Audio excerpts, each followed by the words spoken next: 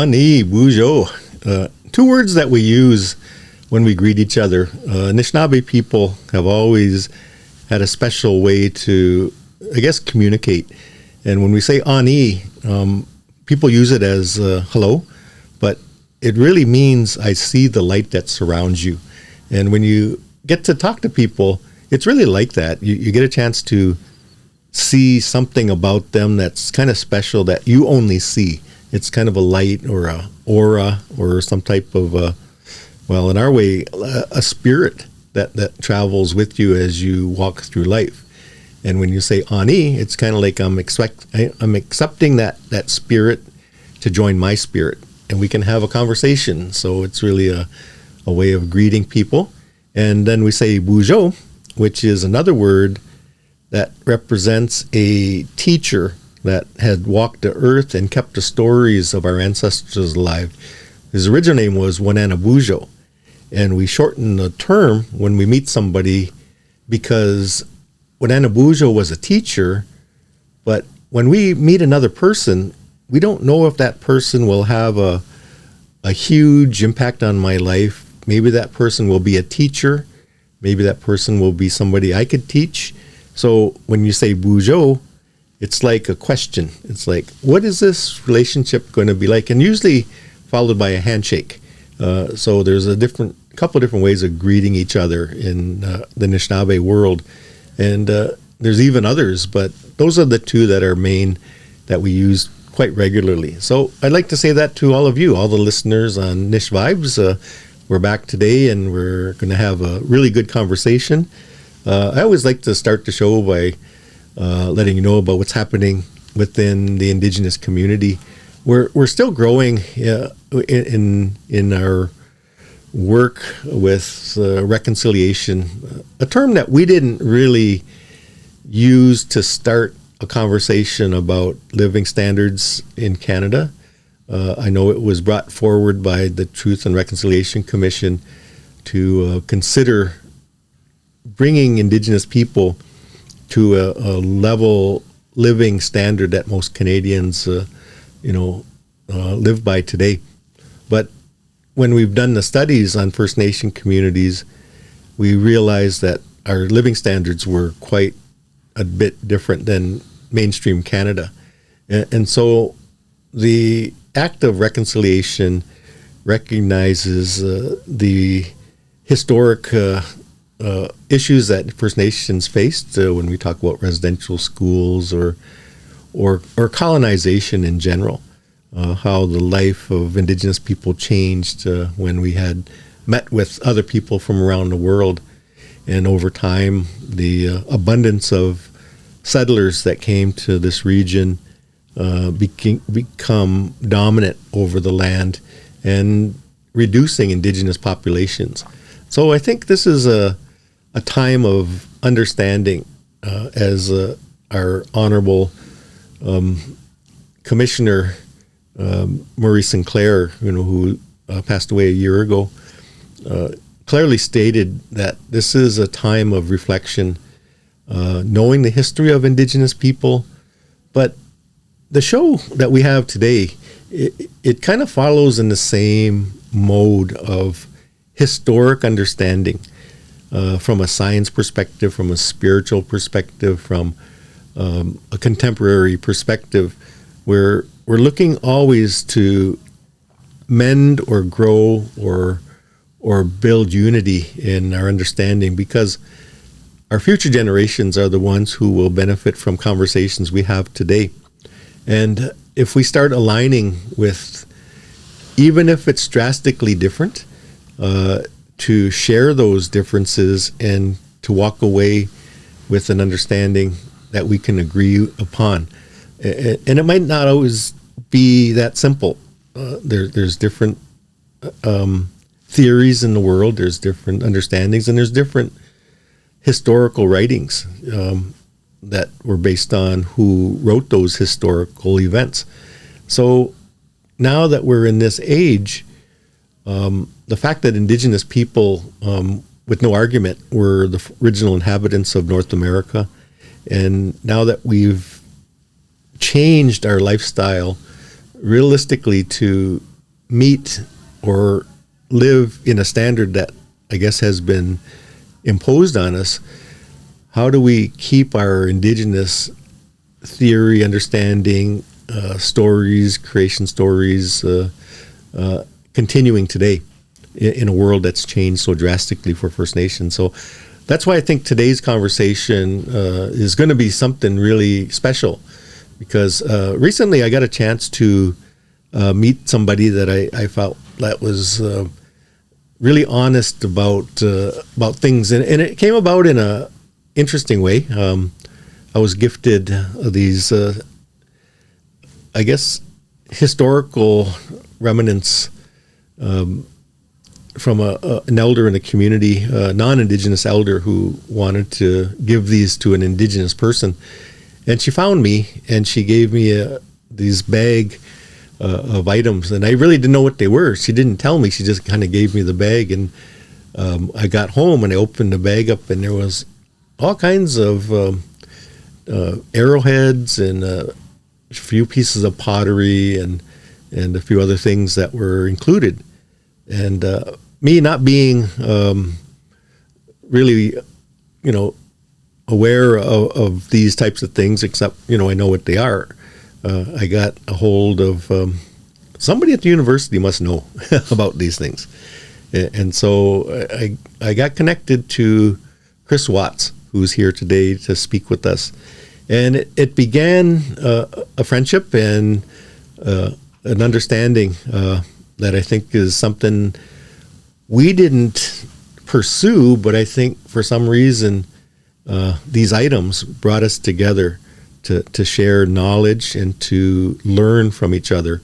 So I want to introduce you today to my special guest who works here at the university. Is an anthropologist that has been working here at the university for some time. So welcome, Chris Watts, to Nish Vibes. Thank you. Thank you, Myeengun, for having me. I feel like a celebrity, honestly, being sitting here in your studio. So. Yeah, we turned it into a nice little spot here, but thank you for coming and joining our show today.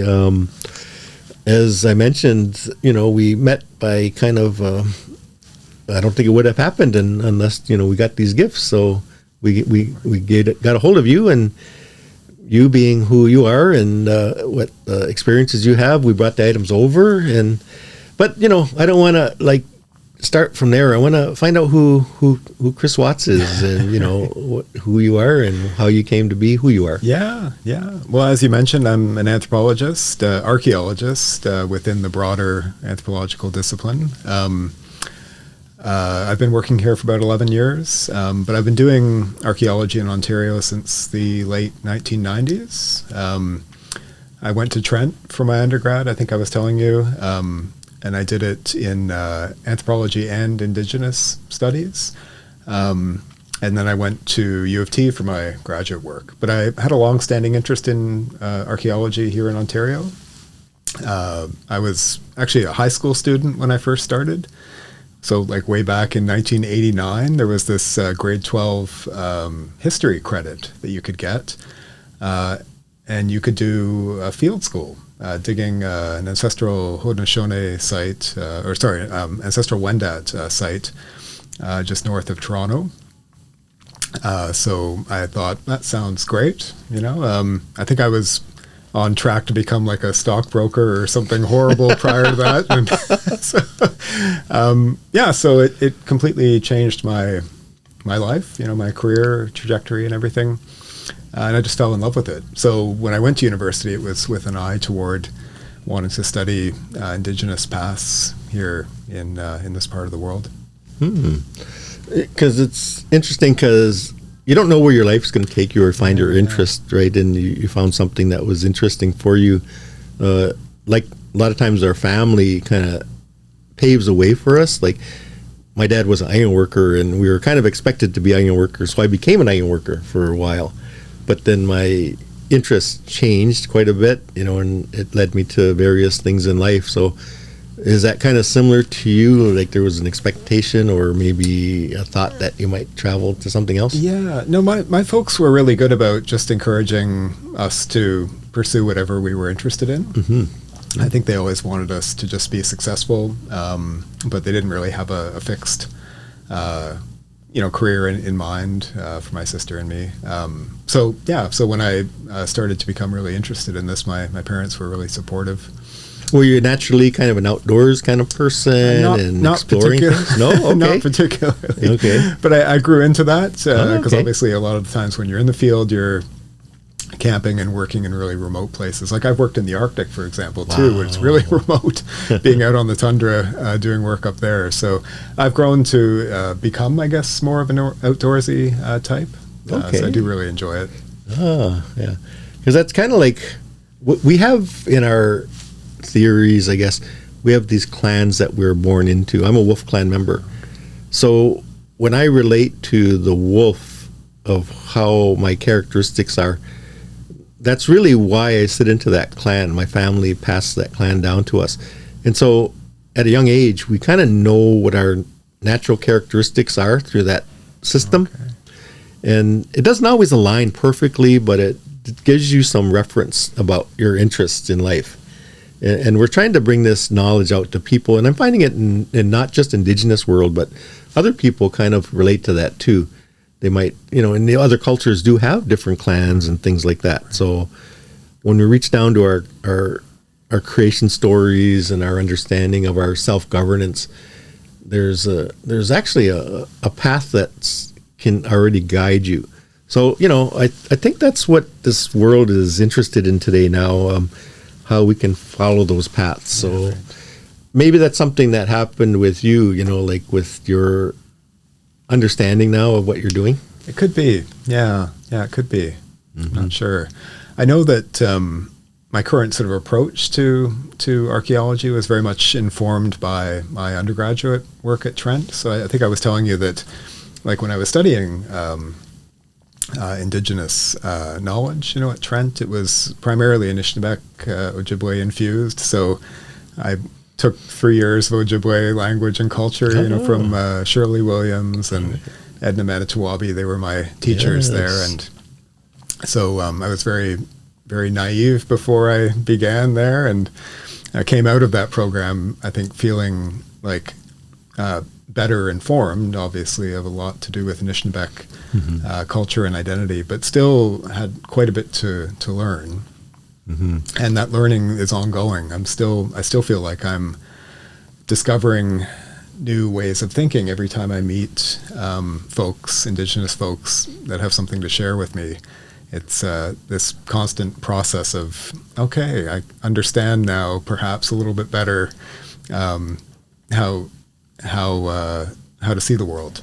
Yeah. And I think the diversity is now coming to light. Like, years ago, they talked about pan-Indianism, right. and Indigenous people were just kind of lifestyle that they lived. But now we're seeing the diversity all across the continent, and that, I don't know, I don't want to say more confusing, but there's a lot more, to it, First Nations, even our own region. You talk to Ojibwe people in our region as compared to Michigan, right. You'll find variances in language and thoughts and theory too. So I think I don't want to say complicates it, but it just expands the understanding more. Yeah, certainly. I'd agree with that. There's this sense among settler types that, as you said, this pan-Indianism or pan-Indigenous way of approaching things, which is, of course, not true. Indigenous communities are like any other communities. There are disagreements, differences, different ways of thinking about the world. So, why wouldn't we expect that? And I think the history, we're really looking at it really deeply now, because what we've learned in history in our age groups and, it didn't really reflect how Indigenous people thought about history, the meeting of the French, in the Sault Ste. Marie area, and more so the natural elements of the world, and how we respected this land.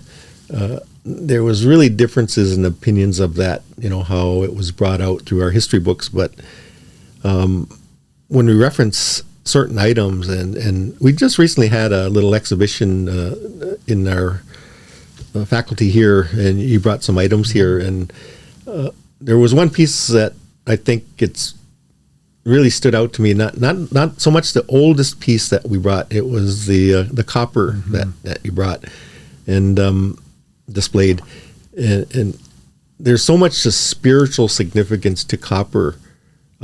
Even in our star stories, we reflect that. As a protector of the copper, was that cat that, cats don't live in water very well, but there is a cat that lives in the water that protects the copper. And these are really old stories. So when we're reliving these things, those stories get revived, and we're starting to tell these stories a little bit more and more now, because we were very cautious about telling our stories.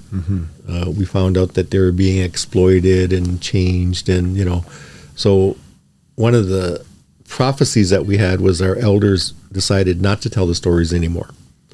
And so things changed during that period because those stories were something we needed to know. And that's when we started seeing, our effect on climate change and our effect on disruption of, artifacts and things like that. So now that we've kind of feel that those elder stories are so important, we're reliving them and speaking. And then we're finding conflicts, from how they were written in the past. So I don't know, in your career, like, do you see something like that, like, conflicts in stories? Absolutely, yeah. And the copper is a great example of two ways of thinking about the same object, right? So there's the sort of traditional sort of Western archaeological way of viewing the artifact that you're talking about, the belonging that you're talking about, which from an archaeological perspective is a socketed spear point. It's unbelievably impressive. It was made probably 4,000 or 5,000 years ago by Indigenous folks living around the sort of western end of Lake Superior, where copper naturally occurs in the region. It's the only area in the region where it occurs. And folks were picking up ingots of copper and cold hammering them into these shapes like spear points and knives and later jewelry, and using them locally, but also exporting them throughout the Great Lakes region. So they turn up here in southeastern Ontario and upstate New York 4,000 or 5,000 years ago. It's really quite amazing. So, a fascinating object from an archaeological perspective. But then, as you mentioned, there's a certain sort of sensibility, an Indigenous sensibility surrounding copper. You mentioned Mijibiju and the underwater panther and the connections to copper. That is really lost on a lot of archaeologists, because there's this sort of academic, formal Western training about the material culture that is, until recently, was largely devoid of the kind of sensibility that you're talking about. So archaeology today is much more sympathetic, I think, to the kind of sensibility that you're talking about, is responding more and more to Indigenous ways of thinking about these things that are not just neutral objects devoid of any kind of spiritual significance. They are, in fact, like immensely spiritual and significant in that way. Like I was, I think, telling you that Josephine Mandeman, when she was leading the water walkers through this area 7 or 8 years ago now, I was invited to come down to where they were to show them some sites around Point Pelee area, Caldwell First Nation area. And I met with the walkers and was showing them a few sites. And it was a wonderful experience, obviously very significant for the walkers to see some of these sites. But as a token of their appreciation, they gave me a copper mug. And it has a pride of place in my office, because I recognize the significance of that, even the gesture, but the copper in particular is just very meaningful. I like that story because, when gifts are given of significance, some people don't understand the history or meaning of it. Like tobacco, we kind of look at tobacco today as a very negative piece, and it can be, if it's used in that manner. But for us, it's very significant, and it's very honorable to receive tobacco, from somebody for a purpose. But I think the theories we still have challenges with it today, but I think open-mindedness, it kind of brings me to your role as a professor, like passing knowledge on to the next generation. Now that you've taken like the Indigenous Studies course and you got to know, prominent people like Josephine and others, how does that play into your role as a science person and then passing that knowledge on to students? Yeah, it's been profound, I have to say. And luckily, I was influenced from a young age by people like Edna and Shirley when I was at Trent, others there too, that sort of taught me the significance of Anishinaabe ways of thinking about things. So I haven't always just had this sort of like settler sensibility until recently. It's been long-standing, luckily for me.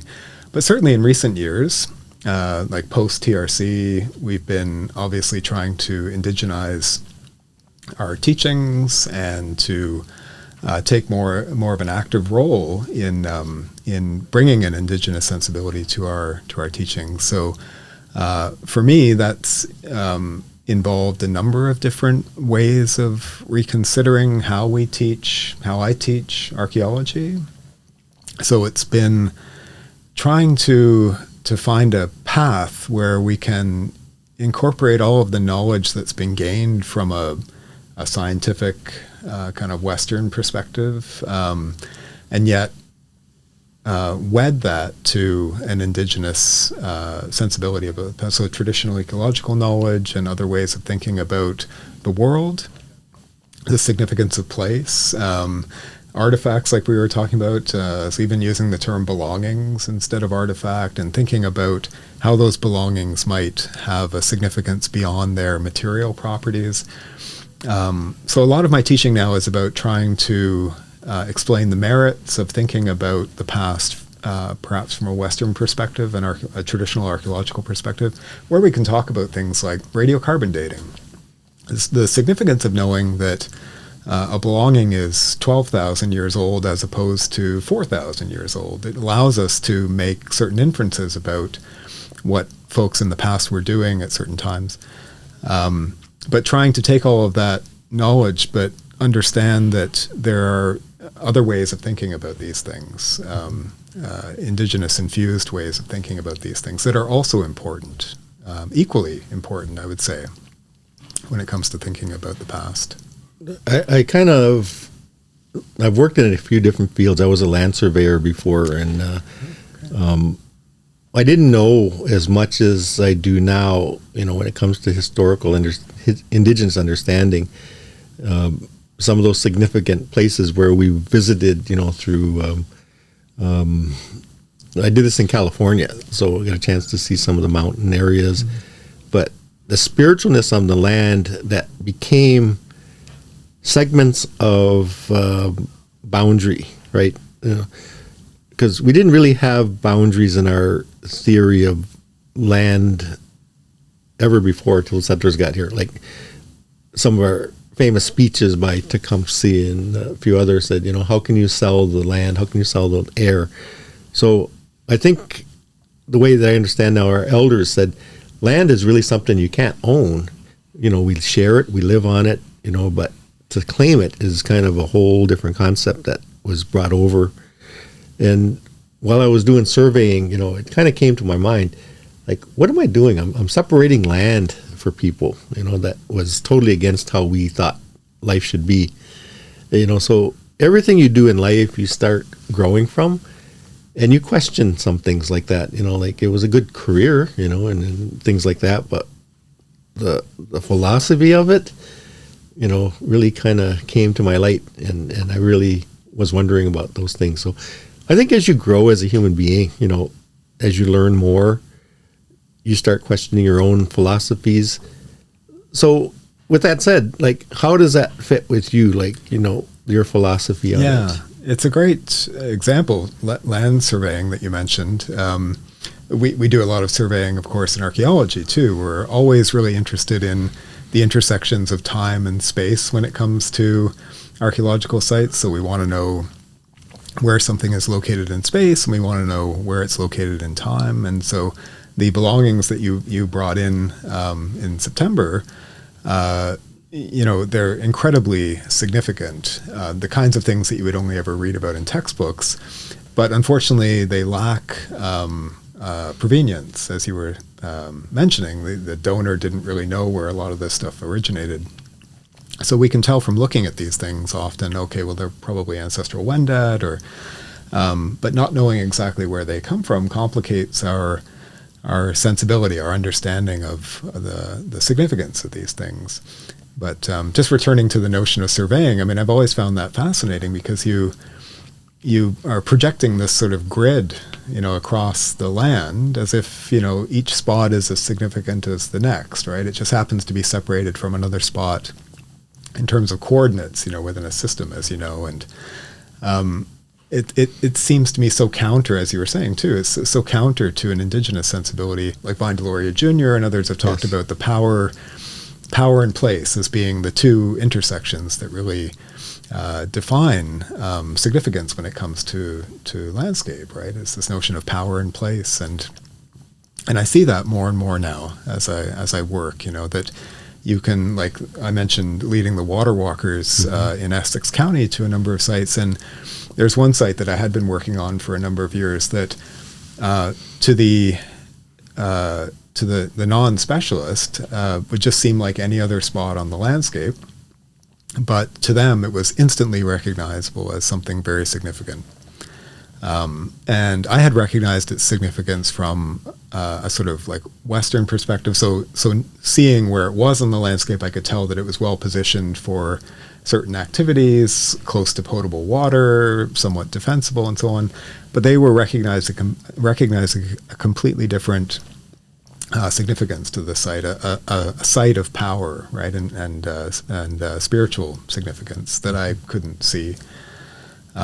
So I'm always sort of mindful, I guess you could say, of all of these different perspectives when it comes to thinking about the significance of places on the landscape. There's a kind of like archaeological significance. There's an Indigenous sort of spirituality and significance of power in place that I don't possess myself, and but I never nowadays see the landscape as just this sort of like neutral backdrop that can be partitioned and set aside as if one lot is the same as, you just have so many, it's so many meters in length, so many meters in width, so it's therefore the same as this lot.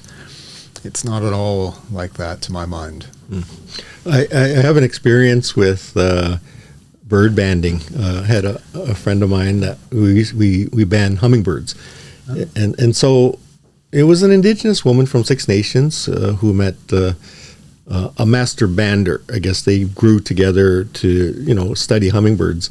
And so I got to know them, and there's very few people can touch or handle a hummingbird. They're so delicate, right? So I was with them one day, and the way we catch the bird is we have a bird cage, and we put a feeder inside of it, and then we'll go where there might be hummingbirds, and they'll fly in sometimes, and we have this electronic door closer, so we kind of capture the bird that way. And Carl, the one who was the binder, master bander, he could reach and take one of those birds out without hurting it. So one time after working with them for a while, they asked me if I would attempt to take a bird out of the nest, and I did. And he said there's very few people that can actually hold a hummingbird because their legs will break so easy. And I guess I passed, so they chose me as one of their apprentices. Okay. So I got a chance to do that. But the story really is referring to, we brought in some Indigenous perspectives where we did the studies. And we went to some First Nation communities. We went to mine, and my mother had hummingbirds because she just loved them. And there was like hundreds of them, so it was a gold mine. And so we started thinking about approaching places where hummingbirds live. So I brought in the fact that we should actually give thanks and ask for permission to do that. Not so much from the owner, but from our creator. And so we started doing pipe ceremonies before we actually started doing the studies. And we wouldn't set up anything until we did the pipe ceremony. And I found out through those pipe ceremonies, not like the first one or the second one, but when we started doing the pipe ceremony, we found out that the land was never, I guess, for the purpose that we use it today. We would build a house on it, somebody would claim it, or it would be passed down from, generations. But during the pipe ceremony, I found out that some of these lands that we occupy in urban settings and wherever was never meant for that purpose. Our elders a long time ago looked at our land and seen the spiritualness within it. And some of those places weren't necessarily for residence. It's for ceremony. And some of them had some very bad incidents on them, when contact came and we had battles, so there was some really negative stuff that happened on land. And so the elders kind of knew this and they avoided certain areas. So the reason I'm telling this story is because we've actually built houses on properties that weren't really meant for that purpose. And then I looked at the history of those families and those houses, and there was significant negative effects. And I just want to be cautious right now because, some of them were incidents of suicide and alcoholism and drug abuse and, assaults that predominantly keep happening on these sites. So I think when we forget the significance of this land being the holder of our spirits, we can't just place something on it. And going back to your point, like having land just designated as a commodity, something of monetary value, just totally different from how we see it, because the land is our mother. The land is the one who gives us water and air and cleans everything for us. And I think we have to look at it from that perspective. And I think that's where that wall came from, from the settlers that came here who looked at land as a great resource. We kind of didn't protect it just because it's a resource. We protected it because it was our mother, and we called her Mother Earth. So this is where I think science and Indigenous knowledge can grow better if we kind of carry on those kind of thoughts and ideas. And we're at that stage now where we can pass it on to our future generations. And do you agree with that? I agree. Yeah, absolutely. And I find that a really powerful part of an archaeological site here in Ontario, and by the way, there are thousands and thousands of them still extant across the landscape. You'd be surprised. They really speak to an Indigenous presence here. In some cases, that presence can be quite old, as I was saying, 12,000 years in some cases. In others, it can be quite recent, hundreds or, of years old. But these sites are a constant reminder of an Indigenous presence here and a significance to the landscape that predates a sort of settler occupation. And in many ways, they push back. These sites, I think, push back against a Western sort of conception of this landscape as being, without a history prior to the arrival of the French and English, and that you could just set up a community wherever you like, carve it up the way you like. These sites are a constant reminder of something that was here before and something significant to these places, that's significant in different ways, too, from how they're understood from a Western perspective. So the theory of terra nullius, what do you think about that, or what is that to you? It's just complete nonsense to me, of course. Because I like to say that in a lot of my courses, the entire course is a land acknowledgement. It really is. I'm not one of these guys that goes through the performative sort of notion of a land acknowledgement for a minute. My whole career has been about this. Has been about documenting the various ways in which we see an Indigenous presence across the landscape and through time. Here, not just here, but in many parts of North America, of course, too. So I've never subscribed to that belief. Mm-hmm. There's always been an Indigenous presence here that really should be celebrated, but certainly it should be documented more and more, I think, wherever possible. Absolutely. we were just having that discussion, about doctrine of discovery, and how they looked at land from a different part of the world, and saying that this land was not being used properly. And so they actually outlawed, our ceremonies because we weren't doing what they thought was the best thing to do for the resources in the land. And as they traveled westerly, they got to meet some Western First Nation communities, who still practiced the potlatch ceremony and other ones, with the thought of people who enriched our lives. We would give gifts away. To them, giving of gifts is criminal. Like, you don't give away your gained, keepings or whatever you call it. So I think the theory, I guess, when colonizers came over, really changed things. It just overpowered the original intent of Indigenous people here in this part of the world. And I always wonder where that came from. I recently just went back over to England, and one of my purpose is to see how the monarchy kind of became that way, and how come they thought that they can colonize the world. They had technology, of course, but where'd that theory come from?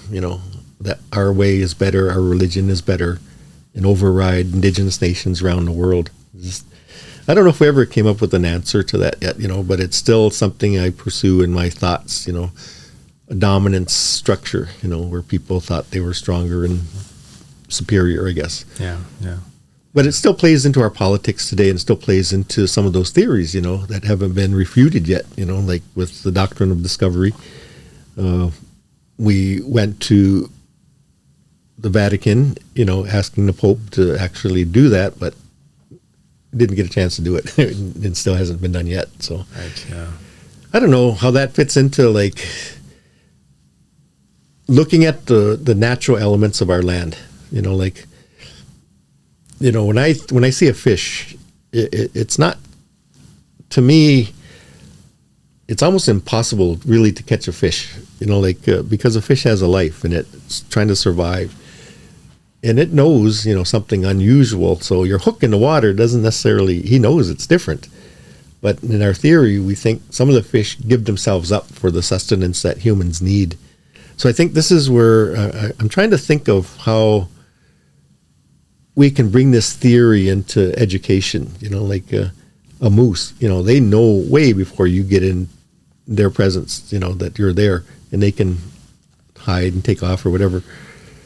But they'll stay there and let a hunter harvest them.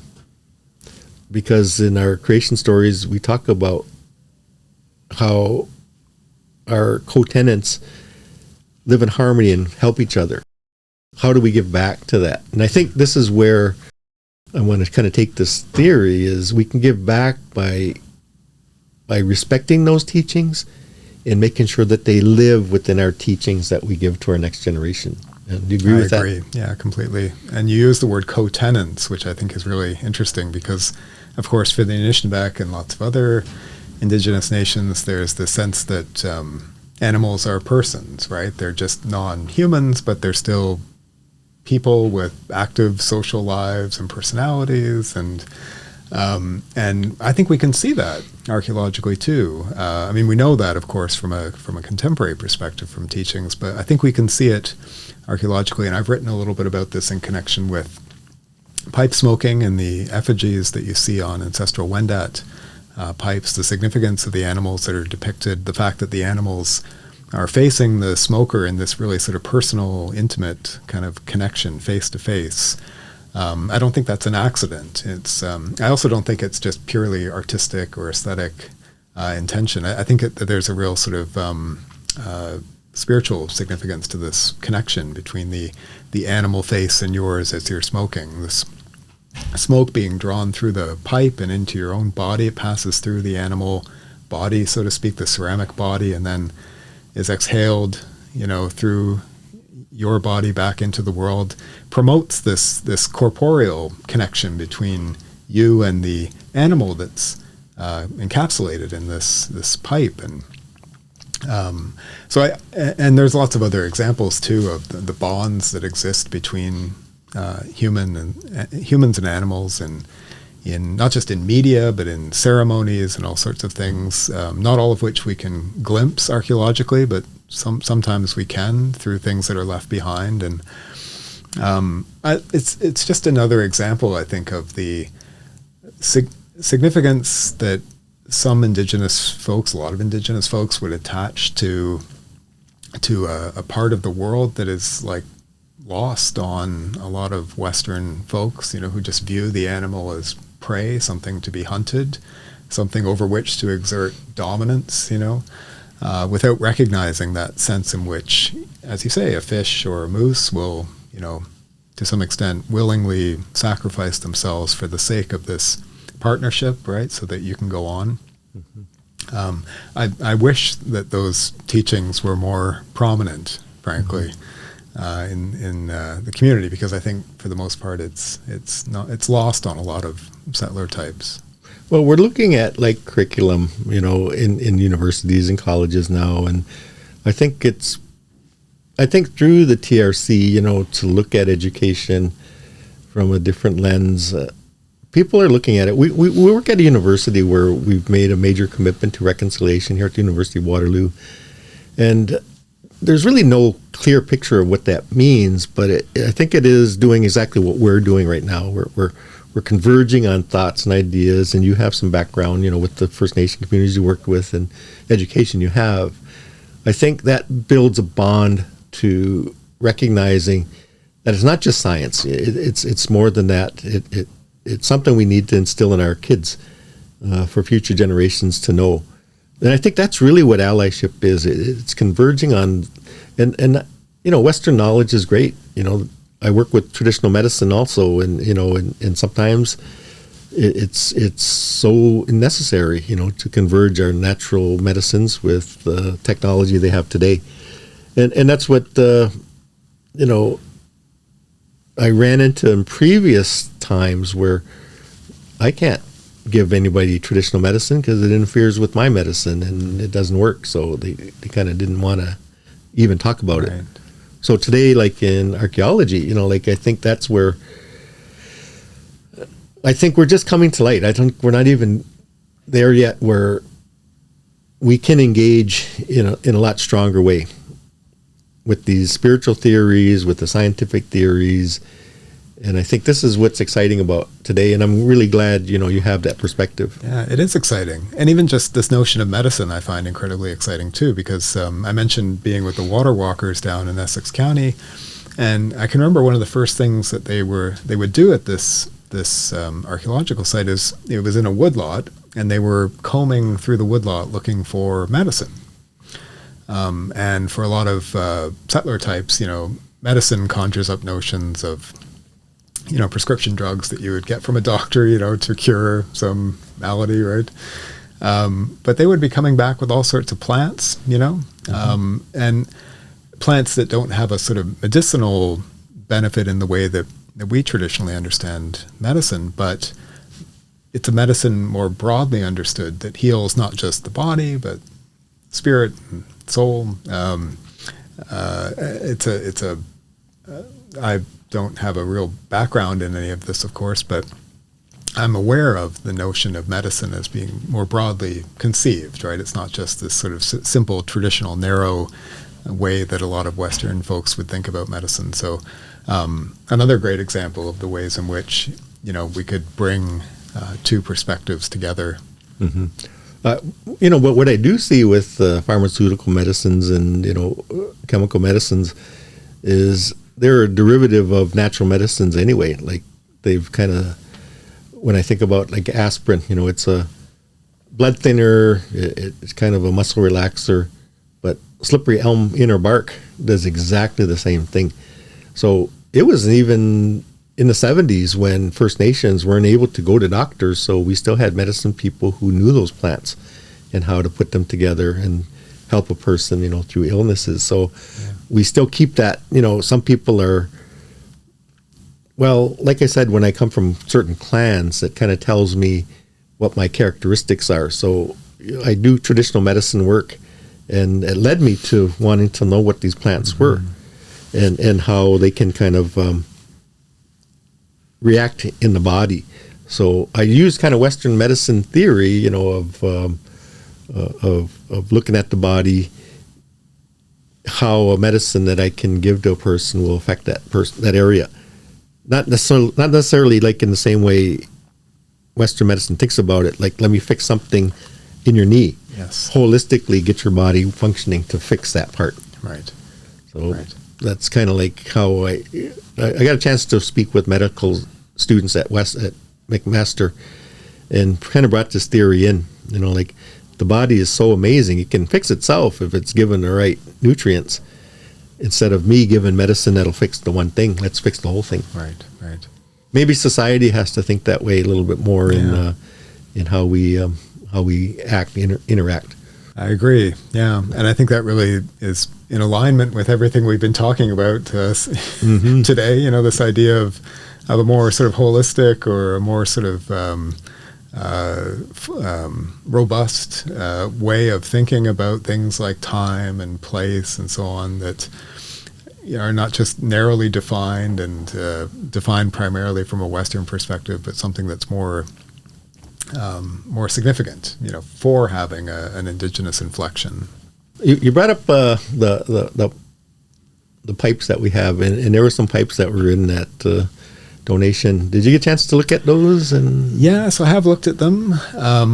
I can tell you, you know, they're probably ancestral Wendat pipes. They probably date to the latter half of the 16th century and into the 17th century. And we can tell that just from looking at them. They don't look like pipes that we see from earlier time periods, nor do they look like completely later styles that you'd see after the arrival of Europeans.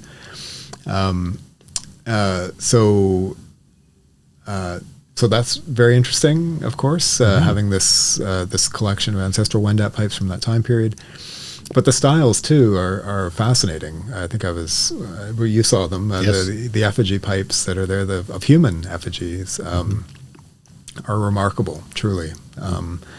There are no examples of animal effigies in that collection, but I have seen animal effigies in other collections. Sometimes you see human-animal hybrids depicted, like humans becoming animals or animals becoming humans on these pipes too, which again just speaks to this notion of fluidity and a special bond, you know, between humans and some animals.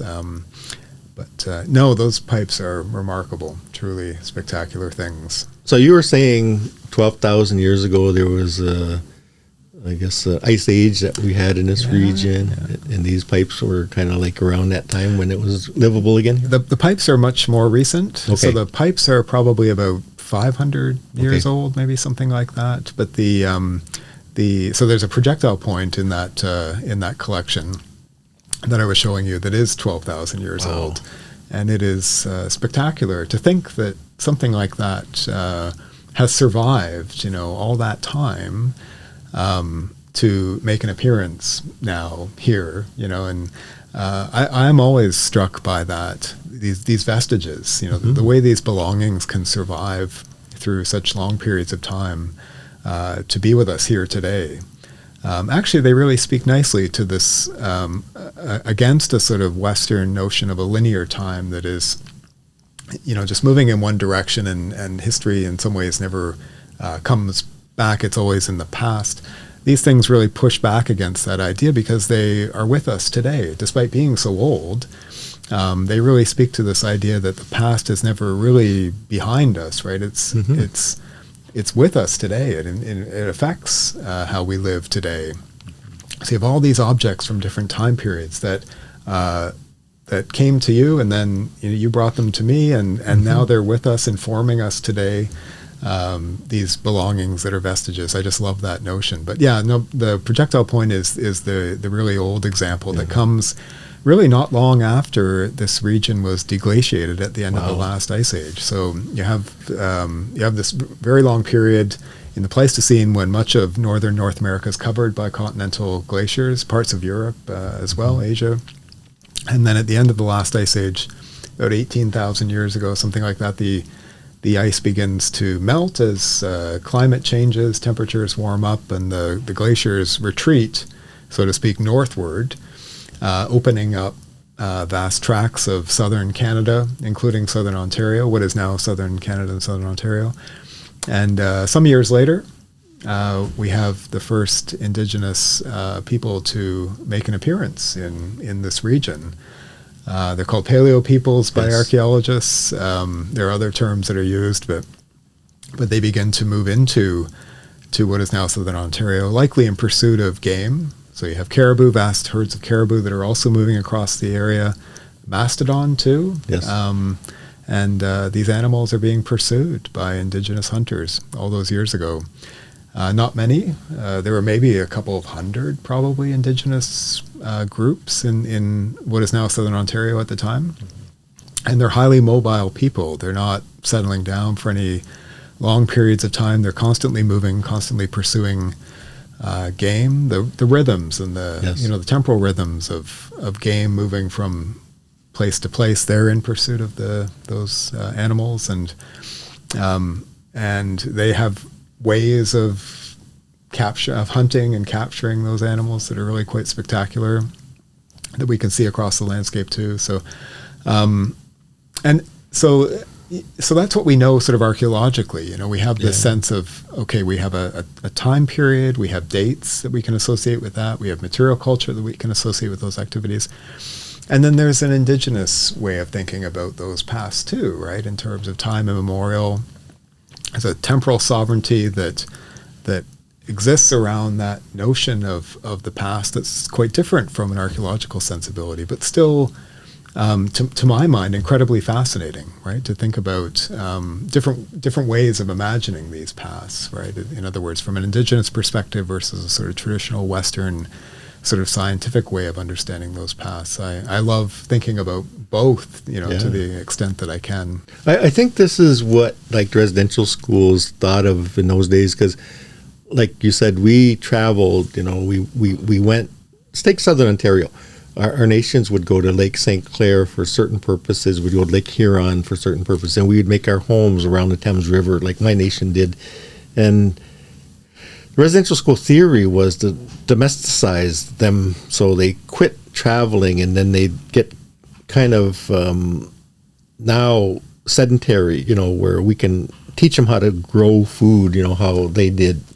It wasn't so much out trapping and hunting anymore. Let's find them to keep in one spot and corral them now. And that's how we can keep their theory from their existence on the whole part of the region they lived in.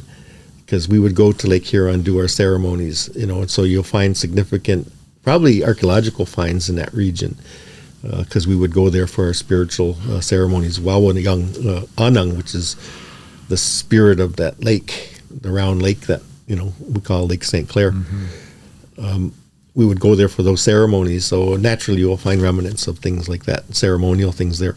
But also I heard there was a longhouse and a Myeengun lodge, that were found. So the convergence of Haudenosaunee and Anishinaabe people in this region is even here on Village or in Toronto, they started finding different elements of the two dominant nations at one point in this region.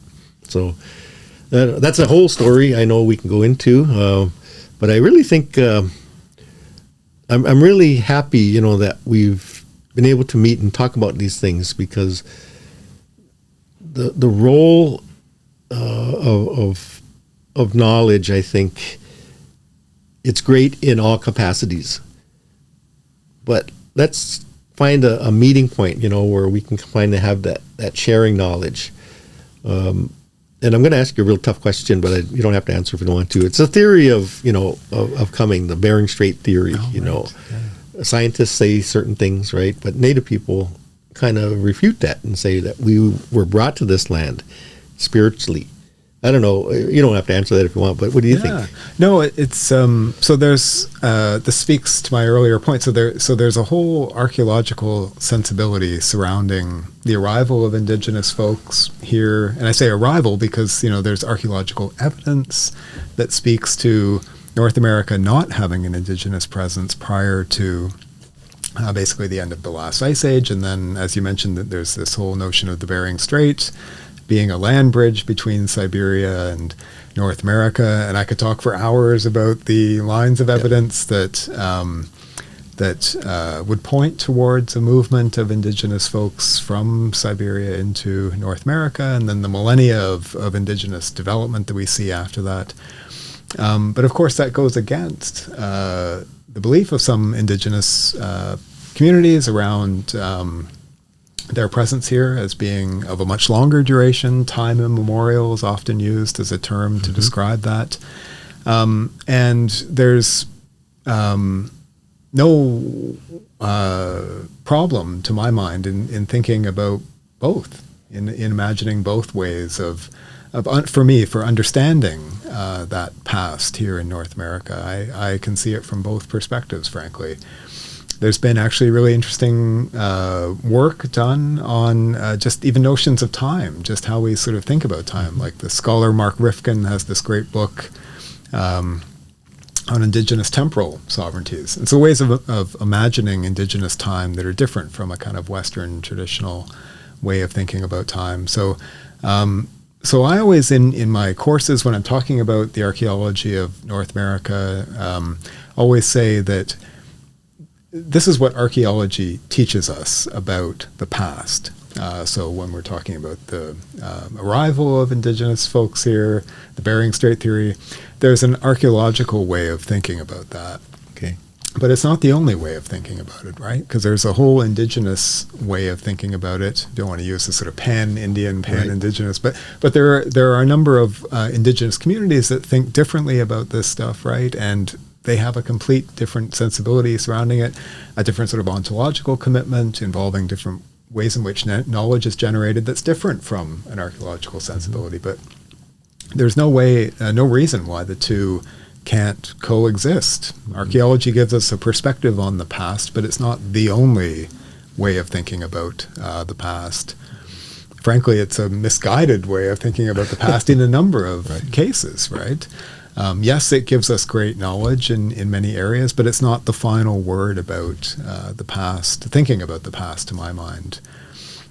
Well, when you think about those front runners who laid out how education would lay out, even the map makers, like we think the north that we see on our maps, has kind of been how we look at the world. But when you really think about it, if you face the eastern direction where the sun comes up, and life goes into the west, if we turn the whole map system to a certain different perspective, that would be more natural to how we think, life would be. The sun comes up in the east and goes down in the west, or the earth actually turns, right? So how to, those foundational pieces of what we don't want to change, or I don't know if we can change how we view the world anymore, through our mapping system that's been etched in our brain. But Native people never thought of it that way, from north being the center point of that, how we look at the world. If we turn it sideways, I even find it difficult to think about it, but I want to think about it that way because that's the way life begins. So I don't know. I can have so many conversations with you, and I appreciate that. No, it's true, yeah. And I'm fascinated by map making, too. Mm-hmm. The sort of abstraction of the real world and trying to represent it two-dimensionally on a piece of paper. So that practice, which you would be intimately familiar with from your surveying background, versus the perspective that you get when you're on the land, walking around, trying to navigate by way of landmarks like trees and rivers and that sort of thing. The perspective that you get from the land, being on it, trying to traverse it, according to its features, how different that is. I have always found it quite different from when I'm looking at a map and trying to imagine how I would get from point A to B or where I've been on the landscape versus how I've actually experienced it through my body. Those two different perspectives are so incommensurate. They just do not really align in many cases. I've always found that quite fascinating. And there's a whole scholarship on that too, of course. Navigation, the stars, everything, so it all comes into play in creation. I think that, what we've derived as education, I think it all came from those those perspectives of natural beings anyway, and then we've kind of changed it to what we have. But I think we're getting close to our time, and I can't understand why it goes by so fast sometimes, especially when you have these great conversations. And I really appreciate you coming in, Chris, and being a part of my life now. Like we can have these really in-depth conversations, and I learn a lot. So thank you for bringing you to Nish Vibes today. Well, thanks very much for having me. It's been a pleasure, really. It's been great. And we'll have more of these conversations, maybe not on Nish Vibes, but, let's keep this friendship and learn from each other. And I think this is what we can pass on to our students in a good way. That would be great. So I'll join your class tomorrow, and Perfect. We'll have some. I'll look forward to it. However that goes. And I never come with a script or anything, so it kind of comes from the heart. That's perfectly fine. We'll try to do something like this, but without all the gear. Okay, we'll do it that way. Anyway, thank you, listeners. Nish Vibes is here to have these conversations and to learn together and to grow together in special ways. Today's show was very, very special to me because I learned a lot, and Chris has become a great friend of mine. So with that said, I hope your fall season now is coming into view. The weather's changing. The stars are changing. They say that in the fall, coming into wintertime, there's a moose that travels in the stars, and that moose will indicate the time of hunting for us, and it goes away when the hunting season ends. So mid-January, this moose that comes up off the horizon will find its way. It'll almost like lay down in front of you. Looking at the stars is like a movie sometimes. You get to see these different segments or constellations come up. And when the moose tells us it's hunting season, when it's time to end, it'll kind of lay down, and then you stop hunting for that. And then the next Nanabujo story will come up and talk about what Chris mentioned earlier, Mishibuju, which is a very strong cat that travels. And Nanabujo is always trying to hunt that cat because it brings winter. And winter isn't like, you get tired of it in the spring.